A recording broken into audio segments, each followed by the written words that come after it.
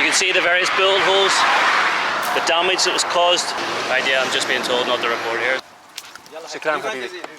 But you have to listen to, when a guy is carrying an AK-47, you kind of have to listen to him, huh?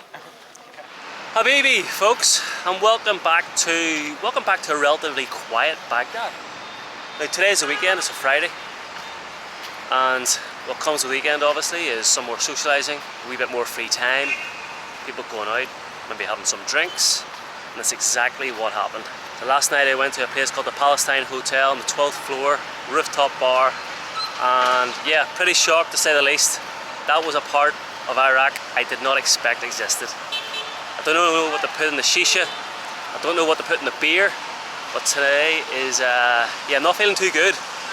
But anyway, we will venture on. This is the crime scene from last night. This is exactly where it all took place, at the Palestine Hotel. A hotel that Saddam built for the many war correspondents that will come here to report on the war, or rather, the many wars that Iraq found themselves in. If you're ever in Baghdad and you want to drink, and you want to have some wild shisha, head up to the Palestine Hotel. But today we say goodbye to the city of Baghdad and start our trip north to Kurdistan. Habibi! Habibi, nice to meet you! But not before we venture to Saddam's stomping ground, the place where he grew up, the place where he was captured, and the place he is laid to rest. So, before we make our way north to Saddam's hometown, I wanted to start where it all began. The very square the dictator's statue stood for just 12 months. Standing here in the middle of the square, overlooking the city of Baghdad, the Palestine Hotel, the Baghdad Hotel, the mosque here just behind me, and then the toppling of the statue in 2003 with the US military, watched by the many, many thousands of locals, signalled the end of his regime, and the 8-month hunt for him began. So, come along while we explore Saddam's hometown, the city of Tikrit. Alright folks, welcome to Samara, and in an area known as a Triangle of Death. Not exactly what you want to hear when you arrived in Newtown, but there would have been major conflict between the many different militias, and this was an ISIS stronghold. So they would have huge battles here, caused by obviously the fall of Saddam, creating a power vacuum. But I've never in my life seen as many checkpoints, as many soldiers, you know, passport, just everything was, yeah, everything's different in this area. But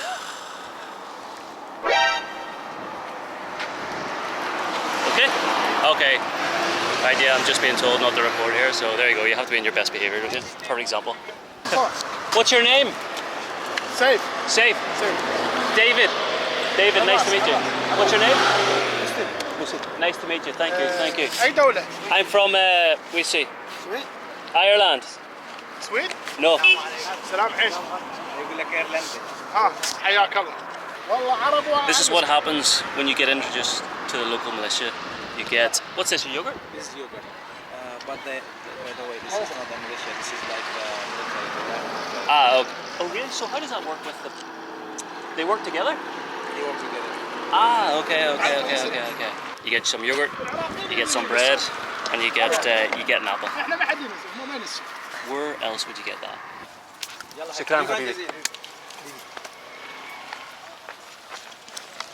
Well, what about that? See, nothing to be afraid of in Iraq. Yeah. Rather than getting shot, we were gifted some yogurt, some bread, and some chewing gum. Assalamu alaikum.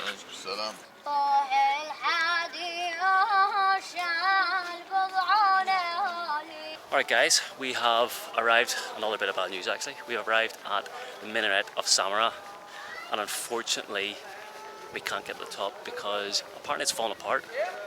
But yes, this is the famous Minaret of Samara, right beside what used to be Iraq's biggest mosque, built in 850 AD. We're currently being told by a man with an AK-47 to walk away. Okay, so we'll walk this way, will we? So yes, anyway, this is the Minaret of Samara, and what the minaret, it's different to minarets that are built nowadays, and what the purpose of a minaret is for the call to prayer. So somebody would have walked up these many winding steps, said the call to prayer, and then everybody from the surrounding area, the surrounding towns, would have come here and prayed for in the mosque. The mosque is an incredible size, built in 850 AD. It was the largest mosque at its time. I think it was the largest mosque for quite a while after that. It's finished. Okay, no worries, no worries, no worries. The guy with the gun has told us we must move on. There we go. Actually, guys, it is supposed to be closed, so I suppose that is better than nothing. But you have to listen to, when a guy is carrying an AK-47, you kind of have to listen to him, huh? That's how it is in Iraq. You know, like.